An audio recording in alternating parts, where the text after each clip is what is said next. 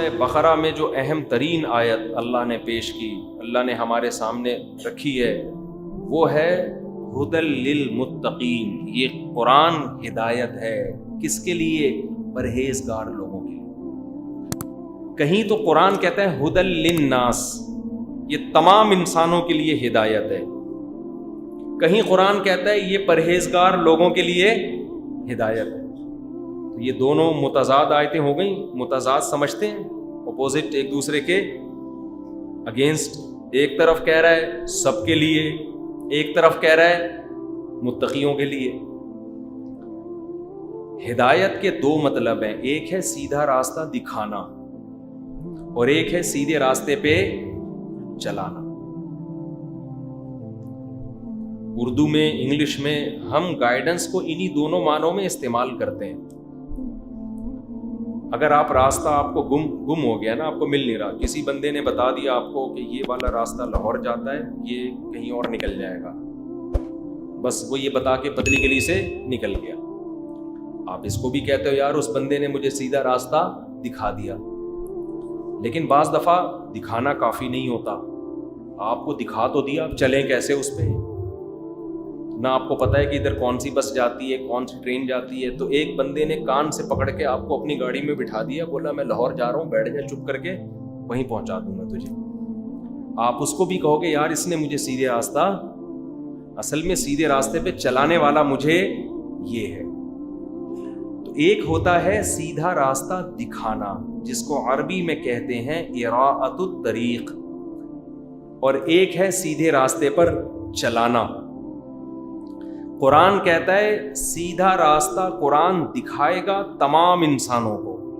جو بدبخت کافر جو قرآن کو نہیں مانتا، ضدی ہٹ دھرم ہے، وہ بھی جب الحمد سے لے کے والناس تک پڑھے گا، اسے سیدھا راستہ بولو مل جائے، اسے پتہ چل جائے گا یار یہ صحیح ہے، اس کے علاوہ کوئی بات صحیح ہو نہیں سکتی۔ ایک مشہور ملحد ہے، وہ قرآن کی ایک آیت پڑھ رہا تھا، سورہ آل عمران کی۔ وہ آیتیں کیا ہیں؟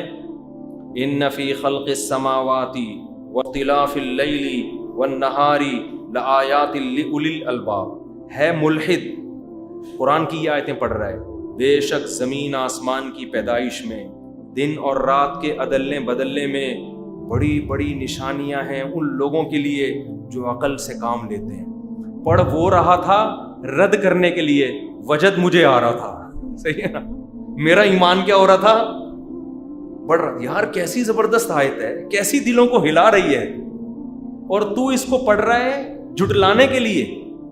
جب تو جو مردہ ضمیر سے پڑھ رہا ہے اس کے پڑھنے پر ہمیں اتنا مزہ آ رہا ہے اور ہمارا ایمان بڑھ رہا ہے، تو سوچو جو دل سے پڑھتے ہوں گے وہ کیسا لوگوں کے دلوں کو چیر دیتے ہوں گے۔ جو اس پہ اعتراض کرنے کے لیے پڑھ رہا ہے، یہ آیتیں بتا رہی ہیں یار کتنا حسن ہے اس آیت میں۔ ان فی خلق السماوات والارض، بے شک آسمانوں اور زمین کی پیدائش میں، یہ خود بخود نہیں بن گئے، کیا خوبصورت زمین بنی ہے، کیسے 23 ڈگری پہ جھکا دیا اس کو، کیسے سورج کے گرد الگ گھوم رہی ہے، اپنے محور کے گرد الگ گھوم رہی ہے، ادھر بھی گھوم رہی ہے ادھر بھی گھوم رہی ہے۔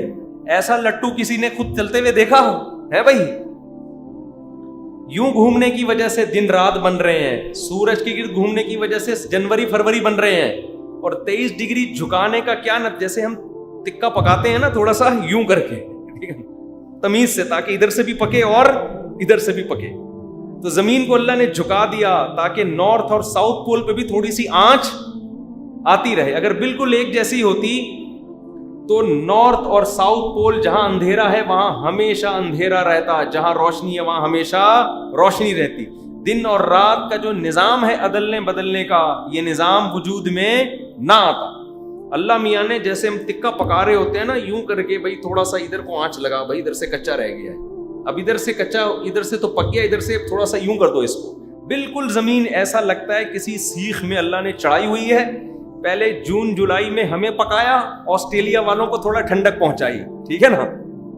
ہم لوگ سورج کے سامنے ہوتے ہیں، جس سے سورج کی کرنیں ہم پہ پڑتی ہیں، اور ہمارے آم کے باغات، آم کے درختوں پہ وہ سورج کی کرنیں پکتی ہیں، اس سے آم نکلنا شروع۔ کھجور پکنا شروع. آسٹریلیا میں کھجور مارکیٹ سے شارٹ, وہ ٹھنڈ میں آ گیا وہ ایریا. پھر یہ 23 ڈگری جھکا ہوا ہے تو یوں گھما دیا اللہ نے اس کو 6 مہینے بعد. اب آسٹریلیا میں وہ سورج کی کرنیں جو ہے نا وہ آگ پڑے گی اور ہم کس طرف آ جائیں گے؟ ٹھنڈک میں آ جائیں گے. ہزاروں سال گزر گئے. او بھائی زمین کو اتنی عقل کس نے دی تھی کہ اس طرح سے تکے کباب کی طرح تو گھومنا؟ اپنے محور میں بھی گھوم رہی ہے, سورج کے گرد بھی گھوم رہی ہے, اور پھر سورج پورے نظامی کی شمسی کو لے کے پتہ نہیں کہاں گھوم رہا ہے. وہ جو ماہرین ہے نا سائنس کے, وہ کہتے ہیں یہ جو بگ بینگ تھیوری ہے, جو دھماکہ ہوا تھا نا سیکنڈ کے کروڑویں حصے کے بقدر بھی اگر اس میں مینجمنٹ کا فرق آ جاتا نا تو یہ اتنا خوبصورت نظام وجود میں آنے والا نہیں تھا. کیا خاندانی دھماکہ تھا یار. کہتے ہیں نا دھماکہ آفر, ہوٹل میں لکھا ہوتا ہے نا, وہ دھماکہ آفر کیا ہوتی ہے؟ ایک دفعہ میں نے برگر منگوا دیا دھماکہ آفر پہ. دھماکہ آفر, گھر بیٹھے برگر کھائیے. ہم نے منگوایا تو بس ایک مسکراتا ہوا ایک برگر تھا, بس بیچ میں کٹا ہوا ہوتا ہے نا, مسکرا رہا تھا, میرا منہ چڑھا رہا تھا. اندر کچھ بھی نہیں تھا, 2-4 پیاز اور ایک آدھ گوشت کا ریشہ نہیں ہوتا جو دانت سے خلال نکلتا ہے, پتہ نہیں کسی نے خلال نکال کے رکھ دیا ہو اس میں سے. وہ دھماکہ آفر تھی. بندہ مارکیٹ سے کیا ہے؟ شارٹ. آرڈر پہ یہ ہوتا ہے, آرڈر پہ بعض دفعہ ڈبہ ہوتا ہے, جب کھولو گے تو اندر ڈبہ, باقی کچھ بھی نہیں ہوتا. تو ہماری دھماکہ آفر یہ ہوتی ہے. بگ بینگ تھیوری میں کیا ہے؟ دھماکہ ہوا ہے بھائی, کروڑوں یعنی سیکنڈ کے لاکھویں اور کروڑویں حصے کا کی مینجمنٹ میں فرق آ جاتا تو اتنی خوبصورت کائنات وجود میں نہیں آتی. تو وہ ملحد قرآن کی آیتیں پڑھ رہا تھا.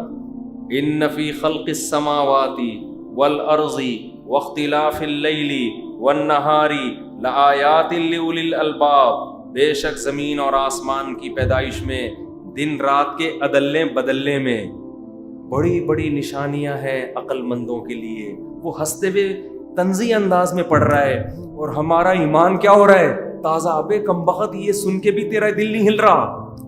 اتنا خوبصورت کلام. ایسا کوئی دنیا کی کوئی مذہبی کتاب تو لاؤ جو ایسا کلام پیش کرتی ہو. آپ ہندوؤں کی کتاب اٹھا کے پڑھ کے دیکھو تو صحیح,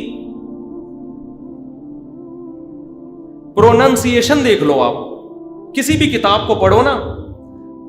میں خطبہ دیتا ہوں نا, ہم لوگ خطبے میں آیتیں پڑھتے ہیں. جب ہم نکاح پڑھاتے ہیں تو خطبے میں ہم کیا پڑھتے ہیں؟ آیتیں. یا ایھا الناس اتقوا ربکم الذی خلقکم من نفس واحدہ. دولہا دلہن بیٹھے ہوئے ہیں اور قاضی کیا پڑھ رہا ہے؟ آیتیں. کیسا مزہ آتا ہے. اے لوگو ڈرو اس رب سے جس نے تمہیں ایک جان سے پیدا کیا, آدم سے.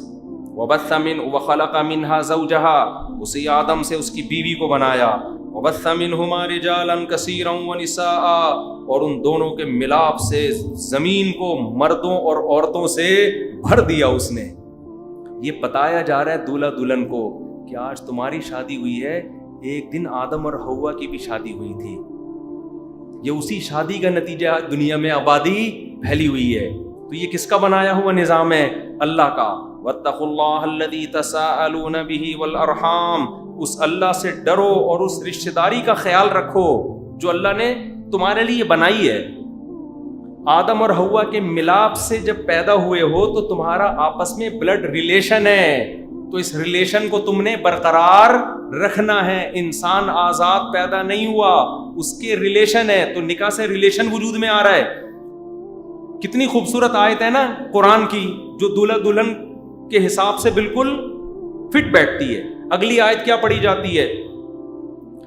یا ایھا الناس یا ایھا الذین آمنوا اتقوا اللہ وقولوا قولا سدیدا. اے ایمان والو اللہ سے ڈرو, سیدھی سیدھی بات کیا کرو, ٹیڑھی میڑھی باتیں مت کیا. یصلح لکم اعمالکم, اس سے اللہ تمہارے اعمال کو صحیح کر دے گا, تمہاری زندگی میں نکھار پیدا ہو جائے گا. اور پھر بھی تم سے کوئی غلطیاں ہوئی تو وہ کیا کر دے گا؟ معاف. یہ دولہا دلہن کو سکھایا جا رہا ہے کہ ابھی سے سچ بولنا اور بات سیدھی کرنا سیکھو. شادی سے پہلے سے ٹوپیاں شروع کر دیتے ہیں, منگنی کے وقت ٹوپیاں, جھوٹ. لڑکا اپنی آمدن غلط بتاتا ہے, لڑکی اپنی عمر غلط بتاتی ہے, ایک دوسرے کو ٹوپیاں کرا کرا کے شادی کے بعد سے پھر جھوٹ، مرد نے 2 پہلے سے چھپا کے کی ہوئی ہوتی ہیں، میرا بیان سن کے آدھا بیان سنا ہوتا ہے. یہ نہیں کہ تو نے اگر 2 کی ہوئی ہیں تو نئی شادی کے وقت یہ تو کم بخت بتا کہ میں 2 کر چکا ہوں، ادھر جھوٹ بول رہا ہے کہ میں کما رہا ہوں، ان کو دھوکہ دے رہا ہے. تو یہ جھوٹ پہ سارا رشتے کیا وجود میں آتے ہیں. تو قرآن دلہا دلہن کو سمجھا رہا ہے قولوا قولا سدیدا، اللہ سے ڈرو اور بات کیسی کیا کرو، سیدھی. اللہ کو کھرا آدمی پسند ہے، 2 نمبری نہ کیا کرو، گھمایا نہ کرو. آپ اکثر 2 نمبر آدمی کو دیکھیں گے، جو بات پوچھی جائے ٹو دا پوائنٹ جواب دینے کے بجائے بات کیا کرے گا، گھما. یہ 2 نمبر آدمی کی عادت. جب رشتہ لینے جاؤ 2 نمبر آدمی کے پاس، بھائی آپ کرتے کیا ہو، میں بتا دے کیا کرتا ہے. ڈاک یارڈ میں جاب کرتا ہوں، میری 20,000 تنخواہ ہے، 40,000 تنخواہ ہے، ٹماٹر کا تھیلا لگاتا ہوں. جو کرتا ہے تو منہ سے پھوٹ دینا، نہیں گھمائے گا. ایکچولی بس اللہ کا دیا بہت کچھ ہے، الحمدللہ سب کچھ ہی کرتے ہیں، عرفن مولا ہے. اور وہ تو ایک میں قصہ بہت دفعہ سنا چکا ہوں. ایک صاحب کا رشتہ، کوئی ہمارے خاندان کی کسی خاتون کے لیے رشتہ بھیجا، میں ان کے پاس گیا، میں نے کہا بھائی کرتے کیا، انہوں نے کہا ٹرانسپورٹیشن کا کام ہے. ابے میں نے کہا ٹرانسپورٹیشن میں تو کوئی چیز ٹرانسفر کر رہا ہے کیا، اسمگلنگ کر رہا ہے، چرس بیچ رہا ہے، کیا کر رہا ہے ٹرانسپورٹیشن. اتنی انگلش تو ہمیں بھی آتی ہے، لیکن اس کا یہ مطلب تو نہیں کہ ہمیں تم بیوقوف سمجھو. بتا ہی نہیں رہے میں کیا کر رہا ہوں. پھر پتا چلا جی ٹرک اڈے پہ سامان اٹھا کے ٹرک پہ رکھتے ہیں.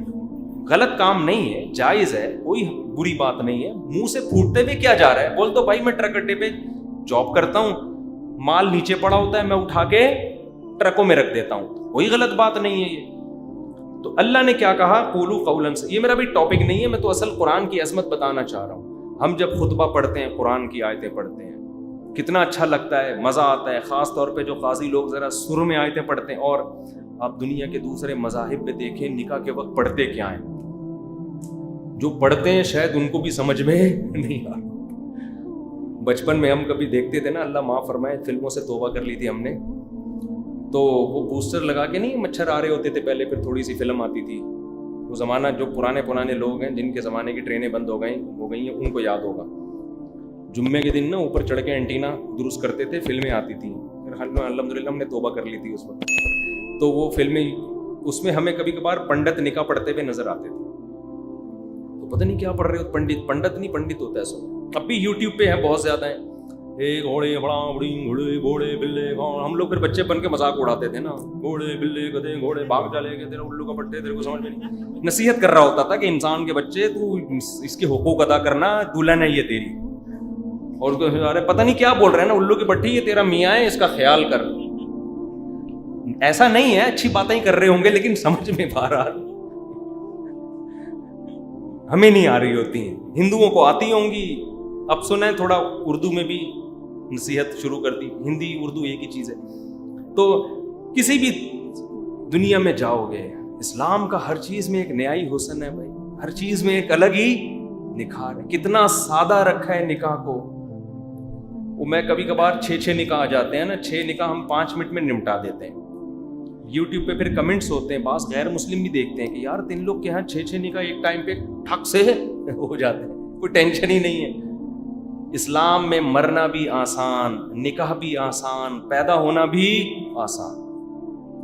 آپ اسلام چھوڑ دو، مرنا بھی ٹینشن، شادی بھی ہے بھی ٹینشن، پیدا ہونا بھی بہت بڑی ٹینشن ہے. پیدا ہی نہیں ہوتا، پہلی بات تو یہ ہے. وہ نہیں دیتے پیدا اس کو، ماں باپ بولتے نہیں ایک بچہ بس بہت ہے ہمارے لیے. دوسرا پھر بیٹی ہے تو رہنے دو، مار دو، بیٹا چاہیے ہمیں. وہ پیدا ہونے کی، ہمارے یہاں پیدا بھی آرام سے ہو جاتے ہیں، بس ایک کٹنگ کا خرچہ آتا ہے ختنے کی تھوڑی سی، اس کے علاوہ وہ بھی بچے کے فائدے کے لیے. پیشاب اٹکے گا، اس میں گندگی ہوگی، صفائی ستھرائی کی خاطر. تو اتنا آسان پیدا ہونا، اتنا آسان شادی بیاہ. ادھر بولے شادی ہو گئی، مر گئے، شریعت کہتی ہے کچھ بھی نہیں ہے بھائی، مر گئے غسل کرو، جنازہ پڑھو اور دفن کر دو، ختم. زیادہ فری کرانے کی ضرورت نہیں. باقی اس کے لیے دعا کرو، پوری زندگی پڑھیے، دعائیں کرتے رہو. نہ کوئی دیگیں اس میں، نہ کوئی قرآن خوانیاں اس میں. یہ تو ہم لوگوں نے ایجاد کی ہیں چیزیں بعد میں.